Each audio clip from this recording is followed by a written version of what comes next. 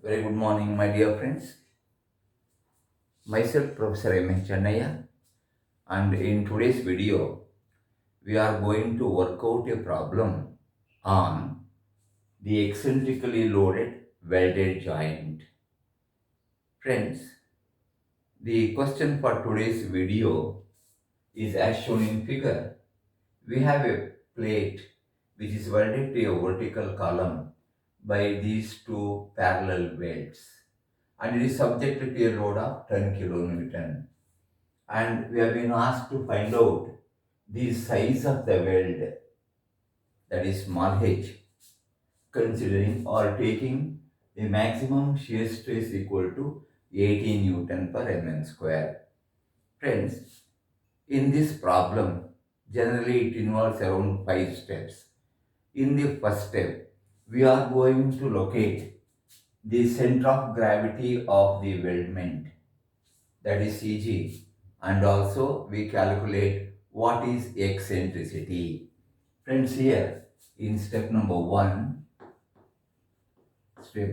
we calculate CG and eccentricity, which is designated or symbolized by small e. Friends, if you observe this welding, the welding is symmetrical both about the horizontal and vertical axis, and hence this lies at this G. G is the center of gravity of this weldment. And friends, these four corners, namely A, B, C, and D, all these four corners of the weldment are equidistant from CG, that is capital G. That is the distance from G to A, G to B, G to C, and G to D is the same.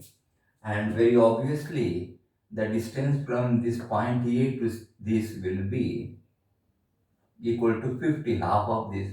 So I will mark it as 50 mm here. So friends, eccentricity, if you want to find out, eccentricity E is the distance from the load axis to CG, that is from here to this. This is called as eccentricity E. So friends, very obviously, this is 500 from here to here, plus this is 50. So 550. So I will say 500 plus 50, that is 550 millimeter is the eccentricity. So generally this is a common procedure we follow in all type of eccentrically loaded welded joints or riveted joints. Friends, after finding out the eccentricity and location of CG, let us move on to the second step, step number 2. Friends, in step number 2, we find out what is the direct load, which is shear in nature. Or I will say, to find direct load, that is a shear load. And this is given by the formula PD, the direct load is equal to load, that is P, divided by total length of weld.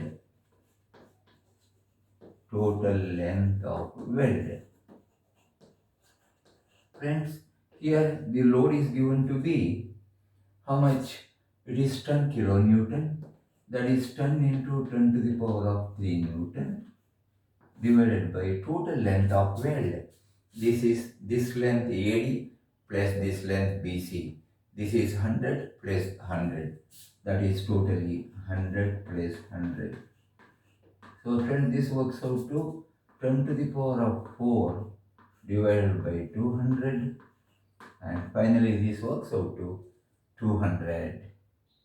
That is, total length is 200, that is 100 plus 100, and this is 10 kilonewton, 10 into 10 to the power 3, that is, I can say 1000 into 10 divided by 200, and friend, this works out to 50. 50. 50 is that value. So PD is equal to 50 Newton. That is, this is direct load is 50 Newton per mm, because the load is in Newton and the distance is in millimeter. So this is so many Newton per millimeter. Friends, you have found out the direct load, and after calculating that load, let us see where does this load acts. Friends, this load, direct load PD, acts at farthest end of the weldment. So if you take CG as the reference, the ends A, B, C and D, as I have told before and as it is seen from the figure, they are all equidistant from the CG, and we call the distance as R, small r. Friends, in this problem, what happens? The direct load will be acting at any of these points. You can take it as A, B, C, whatever it may be. The magnitude will be same. So I will take this point A as the point where that load is acting, and I will mark it as PD here. This PD is acting at A. You can take B or C or D, all are same. So friends, how does it act? This PD will be acting parallel to the applied load and also in the direction of it. So this is P is acting downwards. So also PD acting at point A in the downward direction, and this will be parallel to the applied load. Friends, let's move on to the step number 3. Friends, in step number 3, we find the secondary load. The secondary load, which you call it as PS, is caused by the eccentricity in loading. This load P acting at a distance of E from the CG causes the bending. So the secondary load is given by the formula PS is equal to PER by J. Friends, this P is the load, that is P is equal to 10 kilonewton, that is 10 into 10 to the power of 3 Newton is the value of this load. Eccentricity we have found out as 550, 550, and then R is the distance of that corner or the end A of the welding from CG. Friends, it's very easy to calculate this. Friends, you know this distance, this is 50, and this distance is also 50 because 100 by 2. So this will be a square. Obviously, this theta will become equal to 45 degrees. So R will be equal to this square plus this square. So R square is equal to 50 square plus 50 square. Square root of 50 square. The square, diagonal of the square, plus 50 square. So this works out to 70.71 mm. And friends, we are left with the J. J is the polar moment of inertia. And if you refer to machine design data handbook, for a joint of this type, for a welded joint of this type, we have JW equal to B square plus 3BD square divided by 6 is the formula. This is available in MDH, Machine Design Handbook. So friends, here we have got B is equal to 100. This is B, and this is depth is equal to 100. Both are 100. So this is 100 square plus 3 times 3BD square. This will be B cube. B cube plus 3BD square. B is 100, D is 100 square divided by 6. So friends, this works out to a value equal to triple six 666.67. It is millimeter cube because the dimensions in millimeter. Friends, you can obtain the value of PS. You will get the value of PS. So if you substitute and simplify, you get the value of PS. Now friends, after finding out this PS, let us see where does this PS act. Friends, this PS acts at this point, the farthest end of the weld, and it will be acting perpendicular to R. That is, it will be acting here perpendicular to this R so as to produce a moment which is similar to the moment produced by P about G. To say, in other words, about G, P is producing a clockwise moment of P into E. So also, this PS acting at A should produce a clockwise moment that you can see. So moment due to P is P into E, moment due to this is PS into R. They should produce the same moment. And friends, we have both the values. In step number 4, we are going to find out the resultant stress, the resultant value of load, resultant load. We can say this as PR, P resultant. Friends, if you have got two forces P and Q, which are at an angle theta, which the angle included is, suppose this is P and this is Q, the angle between them is theta, then you know by the parallelogram law of forces, the resultant of these two, P and Q, is given by the formula R is equal to square root of P square plus Q square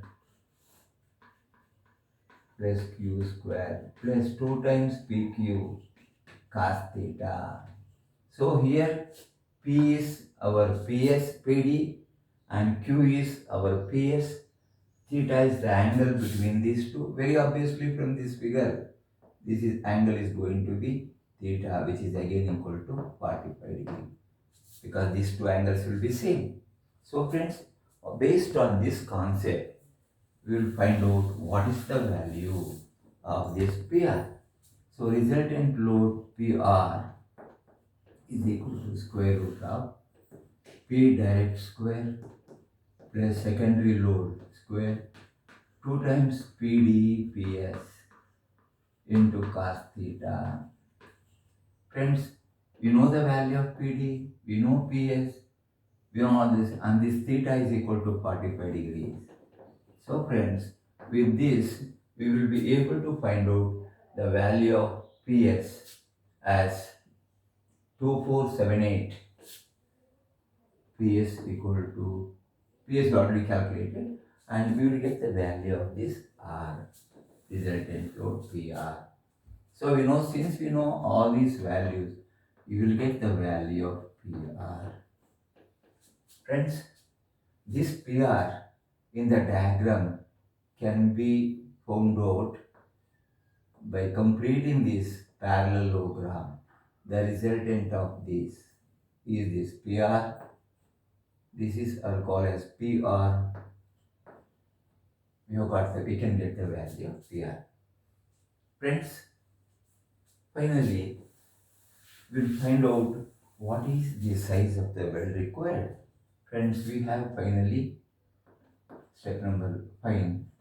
Final step to find size of weld. Size of weld.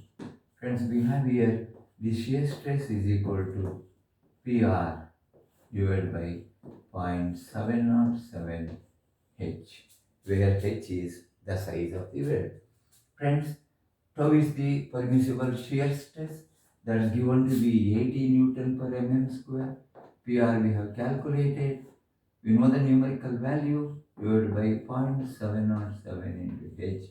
And if you simplify, friends, you will get H, the size of the weld, as 44 millimeter. This is the weld size required to sustain this load of 10 kilonewton for this given weldment. Friends, generally in the examination on this particular chapter or subdivision of the eccentrically loaded divided joint, the favorite questions of the examiners is the one with this C type of welding, and the other one is this type of inverted L type of welding are very important. But it's better you know all the possible combination of this weldment under this eccentrically loaded welded joint. Friends, I hope the presentation was interesting. Please go through the complete video, and at the end of the video, if you like the video, please share this video with all your friends. Have a wonderful day, and I thank you very much for watching my YouTube video.